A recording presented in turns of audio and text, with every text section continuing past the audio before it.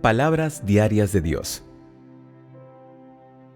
La autoridad en sí misma puede explicarse como el poder de Dios.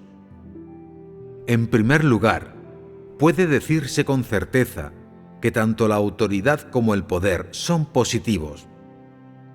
No guardan relación con nada negativo, ni con ningún ser creado o no creado. El poder de Dios es capaz de crear cosas a partir de cualquier forma que tenga vida y vitalidad, y esto queda determinado por la vida de Dios. Él es vida, y por tanto es la fuente de todos los seres vivientes. Además, la autoridad de Dios puede hacer que todos los seres vivientes obedezcan cada palabra suya, es decir, que nazcan de acuerdo a las palabras de la boca de Dios, vivan y se reproduzcan por su mandato, tras el cual Él gobierna y domina a todos los seres vivientes. Nunca habrá una desviación, por siempre jamás. Ninguna persona u objeto tiene estas cosas. Solo el Creador posee y sostiene semejante poder, y así se le denomina autoridad. Es la unicidad del Creador.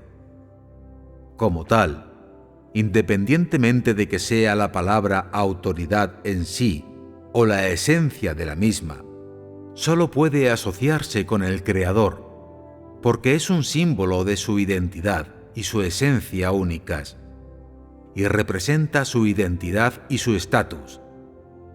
Aparte del Creador, ninguna persona u objeto puede asociarse con la palabra autoridad. Es una interpretación de su autoridad única. Aunque Satanás miró a Job con ojos codiciosos, sin el permiso de Dios no se atrevió a tocarle un solo pelo. Aun siendo inherentemente malvado y cruel, después de que Dios emitiese su orden, Satanás no tuvo elección sino respetar su mandato. Y así, aunque Satanás estaba tan enloquecido como un lobo entre ovejas cuando cayó sobre Job, no se atrevió a olvidar los límites establecidos por Dios, ni violar sus órdenes. En todo lo que hizo, Satanás no osó desviarse de los principios y de los límites de las palabras de Dios. ¿No es esto una realidad? Desde este punto de vista, se ve que Satanás no se atreve a contravenir ninguna de las palabras de Jehová Dios.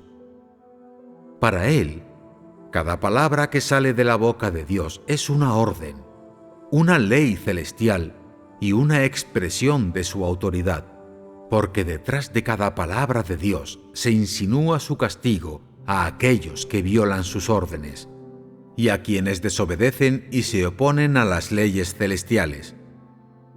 Satanás sabe claramente que si viola las órdenes de Dios, debe aceptar las consecuencias de transgredir su autoridad y de oponerse a las leyes celestiales. ¿Y cuáles son estas consecuencias? No es necesario decir, por supuesto, que son el castigo de Dios. Las acciones de Satanás hacia Job fueron simplemente un microcosmos de su corrupción del hombre, y cuando las estaba llevando a cabo, los límites que Dios estableció y las órdenes que le dio a Satanás fueron simplemente un microcosmos de los principios subyacentes a todo lo que éste hace. Además, su papel y su posición en este asunto eran simplemente un microcosmos de su papel y de su posición en la obra de la gestión de Dios. La obediencia total de Satanás a Dios en su tentación a Job no era más que un microcosmos de cómo Satanás no se atrevió a ejercer la más mínima oposición a Dios en su obra de gestión. ¿Qué advertencia os hacen estos microcosmos?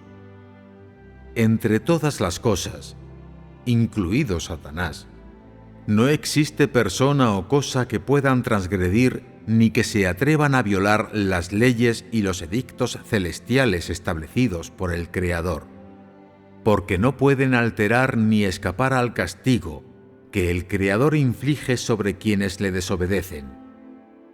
Solo el Creador puede establecer leyes y edictos celestiales. Solo Él tiene el poder de hacerlos efectivos, y su poder es el único que no puede ser transgredido por ninguna persona o cosa.